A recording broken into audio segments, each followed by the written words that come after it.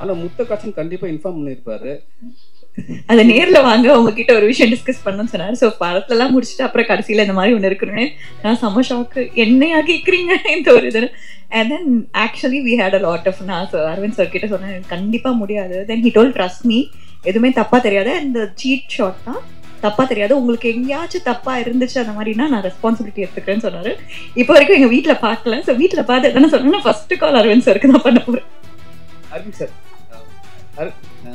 என் நண்பர் தான், நான் அரவிந்தன் கூப்பிட்றேன். அரவிந்த், நீங்கள் பெரிய ஃபஸ்ட்டு ஒரு படம் ஹிட்டு கொடுத்துட்டீங்க. பெரிய படம் ஹிட்டு கொடுத்தா, நல்ல படம் ஹிட்டு கொடுத்தாவே ஒரு தலகணம் வந்துடும். ஆனால் நீங்கள் வந்து ஒரு படம் ஹிட்டு கொடுத்துட்டு இந்த படமும் நல்லா எடுத்துக்கிருக்கீங்க. இருந்தாலும் ஸ்டேஜுக்கு பின்னாடி அவர் அசிஸ்டன்ட் டைரக்டர் மாதிரி போய் நிற்கிற மாதிரி காரணம் என்ன? இல்லைங்க, இது என்னோட ப்ரொஃபஷன் மாறி இருக்கு, அவ்வளோதான். ப்ரொஃபஷன் மாறினதுனால நான் மாறணும்னு கண்டிப்பாக அவசியம் கிடையாது. நான் உங்கள் எல்லாருமே பார்த்துட்டு இருக்கேன், இன் பிட்வீன் பேசிகிட்டு இருக்கேன், எல்லாமே பண்ணிட்டு இருக்கேன். ஸோ நான் பேசிக்காக அங்கே இருந்தாங்க இங்கே வந்திருக்கேன். அது எப்பயுமே எனக்கு அது எப்பயுமே அது இருந்துட்டு இருக்கும். எதை சொன்னேன்,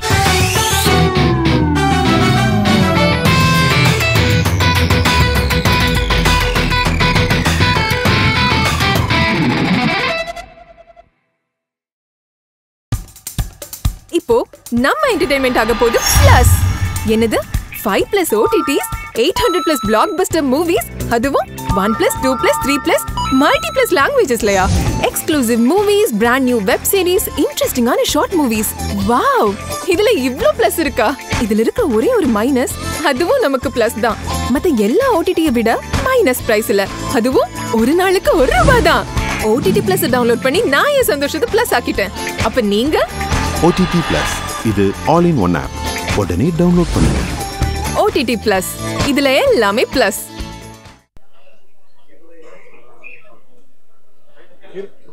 ஹீரோ சார், படத்தோட ட்ரெய்லர்ல ஒரு முத்த காட்சி இருக்க மாதிரி இருந்தது. ஆனா டைரக்டர் கொஞ்சம் கட் பண்ணிட்டாரு.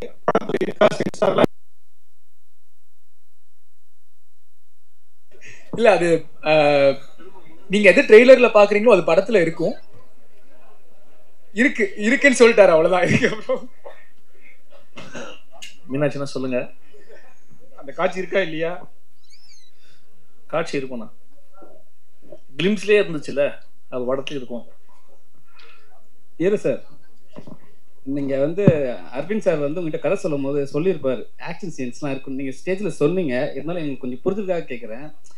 அவர் எடுத்தவொடனே இந்த கதை சொல்லும் போது நீங்கள் ஸ்டண்ட்லாம் பண்ணுன்னு சொல்லும் போது நீங்கள் கண்டிப்பாக உங்கள் ஃப்ரெண்ட்ஸ் கிட்டலாம் ஷேர் பண்ணியிருப்பீங்க.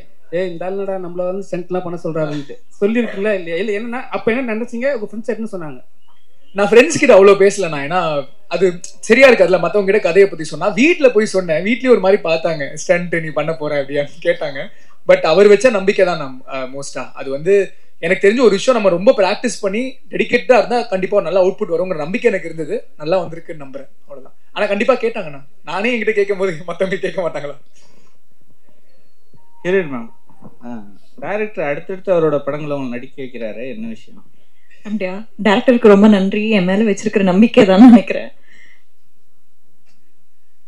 ஆக்சுவலி அவருக்கு ஜெனுவனா நான் ரொம்ப கிரேட்ஃபுல்லாக இருக்கேன். பிகாஸ் எனக்கு வந்து இது ஒரு பெரிய ஆப்பர்ச்சுனிட்டி. பிகாஸ் நான் பண்ண கேரக்டர்ஸ்லாம் விட பிரேக் பண்ணுற மாதிரி எனக்கு ஒன்று வேணும். ஏன்னா எப்போவுமே வந்து நீங்கள் பார்த்தீங்கன்னா நல்ல கேரக்டர்ஸ் பட் எல்லாமே மொனாட்டனஸாக இருக்கும், ஒரே இதுவாக இருக்கும். எனக்கு அதை பிரேக் பண்ணணும்னு நான் வெயிட் பண்ணுற சமயத்தில் தான் இந்த கால் வந்துச்சு. அண்ட் நான் ரொம்ப சர்ப்ரைஸாக இருந்தேன். பிகாஸ் எந்த ஒரு எல்லாருமே சொல்லுவாங்கல்ல அடுத்த படத்தில் நீங்கள் தான் பண்ணுறீங்கன்னு, பட் யாருமே அது ஜெனுவனாக பண்ணதில்லை. அண்ட் அரவிந்த் சார் அதை பண்ணும்போது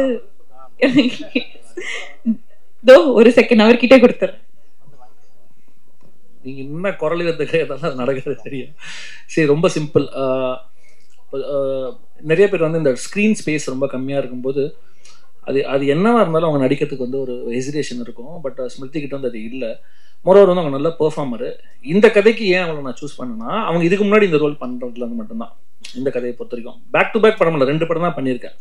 ஓகேங்களா? தேஜாவோ அது வந்து அருள்நிதி நடிச்சிருக்காரு. அருள்நிதி பேர் வேற. இந்த படத்தை தான் அவங்க ஹீரோயின்.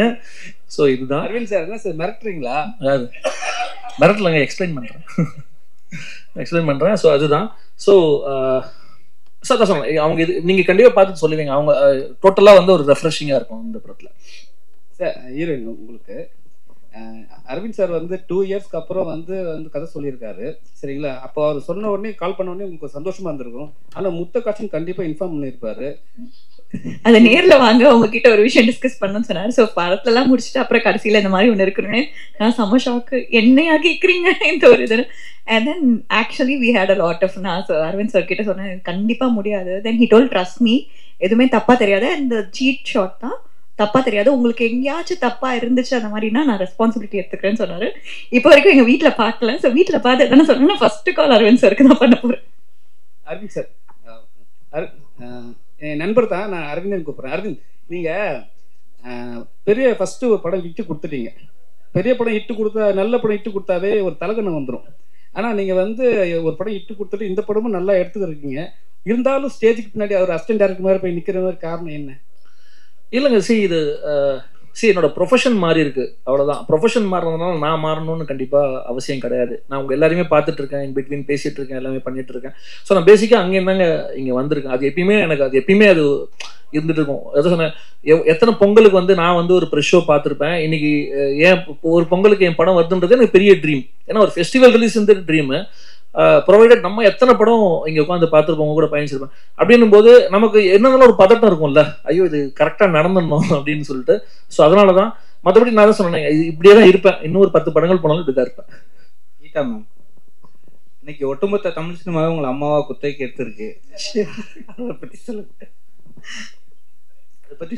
அதை பற்றியா? சரி, ஏதோ பெர்ஃபார்ம் பண்ண முடியும் அப்படின்ற நம்பிக்கையில் சில எமோஷ்னல், சில விதமான கதாபாத்திரங்கள் என்னை தேடி வருது. ஸோ மகிழ்ச்சியாக இருக்குது. அதையும் தாண்டி நிறையா கேரக்டர் ரோல்ஸும் பண்ணிக்கிட்டு இருக்கேன். அங்கேயும் சிலதை நோட்டீஸ் பண்ணி கூப்பிட்றாங்க.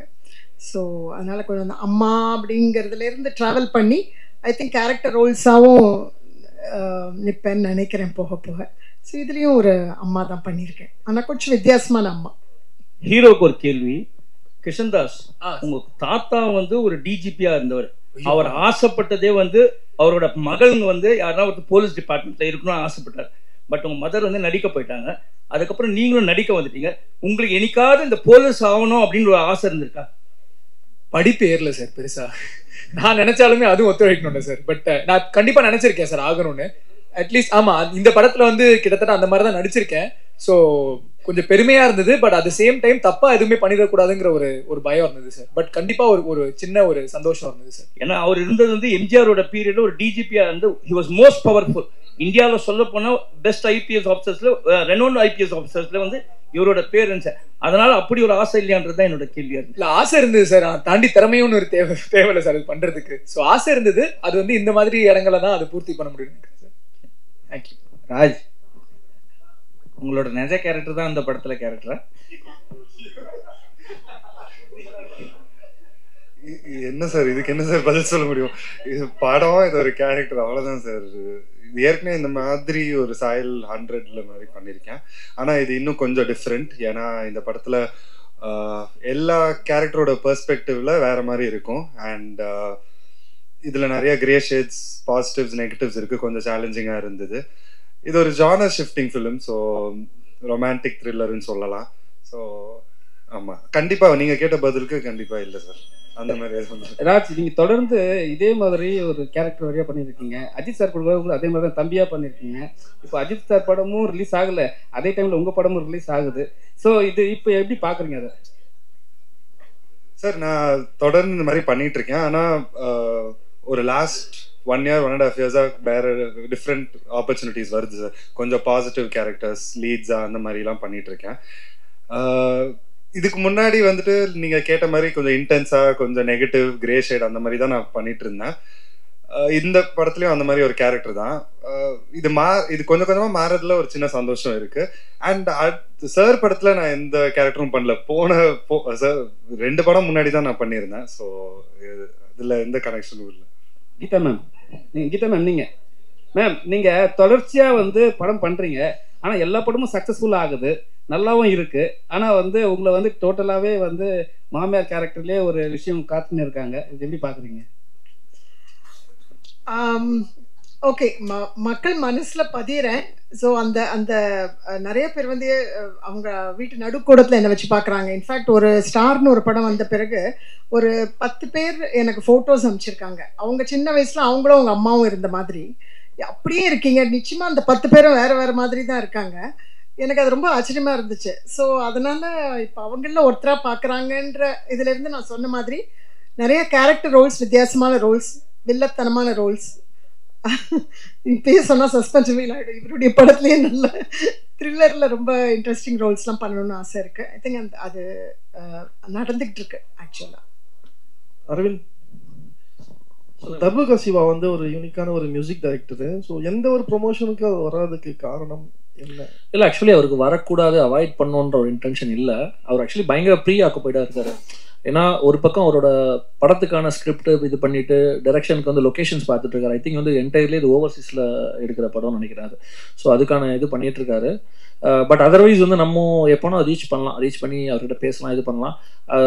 ரொம்ப ரிசர்வ் டைப். அது நம்ம யூஸ்வலாக பார்க்குற ஒரு ஜோனில் அவர் இருக்கவே மாட்டார். அவர் டோட்டலி என்னன்னா ரொம்ப லிமிட்டட் அவரோட சர்க்கிள்ன்றது. நம்மக்கிட்டே வந்து இப்போ இதுனா அப் டு த பாயிண்ட் என்னவோ அது பேசிட்டு தென் அவர் வேலையை பார்க்க போயிடுவார். ஸோ அதர்வைஸ் பர்பஸ்ஃபுல்லாக அதுவும் கிடையாது. சொல்லுங்க.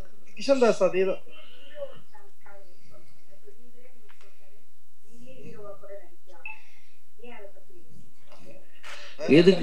எதுக்கு அதாவது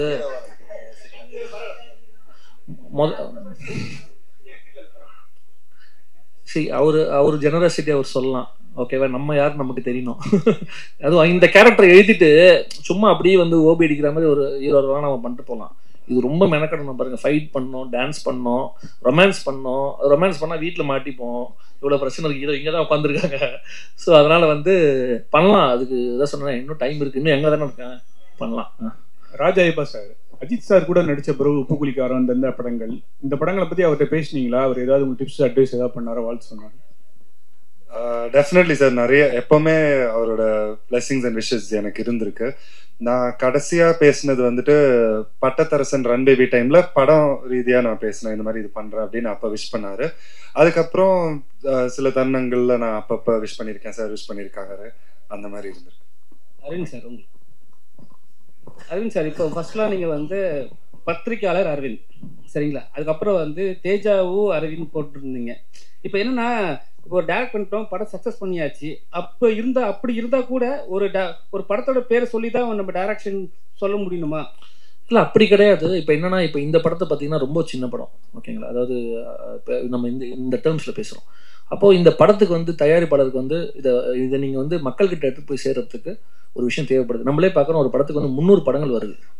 எத்தனை அரவிந்த் இருக்காங்கன்னு எனக்கே தெரியாது இயக்குனரா. அப்படி இருக்கும்போது இந்த அரவிந்த் அப்படின்றத வந்து நான் எப்படி அடையாளப்படுத்திக்க முடியும்னா, என்னோட முதல் விசிட்டிங் கார்டாக இருந்திருக்கிறது வந்து தேஜாவு தான். ஓகே, அப்போ தேஜாவு படத்தோட இயக்குனரோட அடுத்த படம் அப்படின்ற ஒரு ஐடென்டிட்டி தான் போட்டிருக்கேன். தவிர என்னோட இலக்குமே எப்படி இருக்குன்னா, இது எதுவுமே சொல்லாம என் பேர் சொல்லும் போது படங்களோட அடையாளமே இல்லாம நான் யாரும் தனித்துவமா தெரியணும். அதை நோக்கி தான் என் பயணம் இருக்கு. ஸோ அதை நோக்கி தான் போயிட்டு இருக்கேன். அப்போ பார்ப்போம், இது தருணமே அதை ஃபுல்ஃபில் பண்ணிச்சுன்னா அடுத்த படத்துல இருந்து அது போட மாட்டேன். ஆர்டிஸ்ட் கிட்ட எல்லாம் நம்ம ஃபோன் பண்ணி பேசும்போது இதை மென்ஷன் பண்றீங்களா?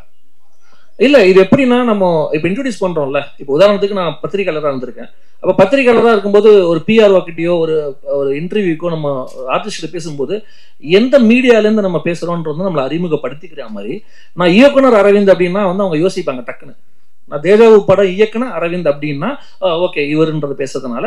ஸோ கண்டிப்பாக அதை சொன்னேன். எனக்கு வந்து இது வரைக்கும் இந்த படத்து வரைக்கும் தேஜாவு இதுவாக இருந்திருக்கு. இப்போ இதுக்கப்புறம் ரெஃபரன்ஸ் சொல்லும்போது வந்து தேஜாவு தருணம் படத்தோட இயக்குனர்னு நம்ம இன்ட்ரோடியூஸ் பண்ணிப்போம், அவ்வளோதான். கிஷன் சார், உங்க அம்மா வந்து அவ்வளோ பெரிய சீரியல்ல வந்து அவ்வளோ பெரிய சக்ஸஸ் பண்ண பெரிய நடிகை, அவ்வளோ ரீச். இந்த படம்லாம் பார்த்துட்டு என்ன சொன்னாங்க? அவங்க வந்து ஃபைனல் கட் இன்னும் பார்க்கல. ஸோ அவங்கள என்னன்னா, ஒரு லவ் அப்படின்றது லவ் மட்டுமே முழுமையா இருக்காது. அதுல வந்து எல்லா ஒரு விஷயங்களுமே அது படத்துல இருக்கும். ஸோ இன்னொன்று யூனிக்கான ஒரு விஷயம் தேவைப்படுது இல்லையா? ஸோ அதுக்காக அப்படி ஒரு இது யூஸ் பண்ணியிருக்கோம். அனைவருக்கும் நன்றி. இப்போ உங்க என்டர்டெயின்மெண்ட் ஆக போகுது plus 5+ OTT 800+ blockbuster movies 1+, 2+, 3+, multi+ languages exclusive movies, brand new web series, interesting ஆன short movies, இப்படி நிறைய பிளஸ். வெயிட் இதுல மைனஸ் ஒரு விஷயமும் இருக்கு. மத்த எல்லா ஓடிடிஸை விட மைனஸ் பிரைஸ்ல ஒரு நாளைக்கு ₹1 மட்டும்தான். உங்க சந்தோஷத்தை பிளஸ் பண்ண போற OTT பிளஸ் இப்ப உங்க கையில. உடனே டவுன்லோட் பண்ணுங்க. OTT பிளஸ், இது ஆல் இன் ஒன் ஆப். உடனே டவுன்லோட் பண்ணுங்க. என்டர்டெயின்மெண்ட்டை பிளஸ் பண்ணுங்க OTT பிளஸோட.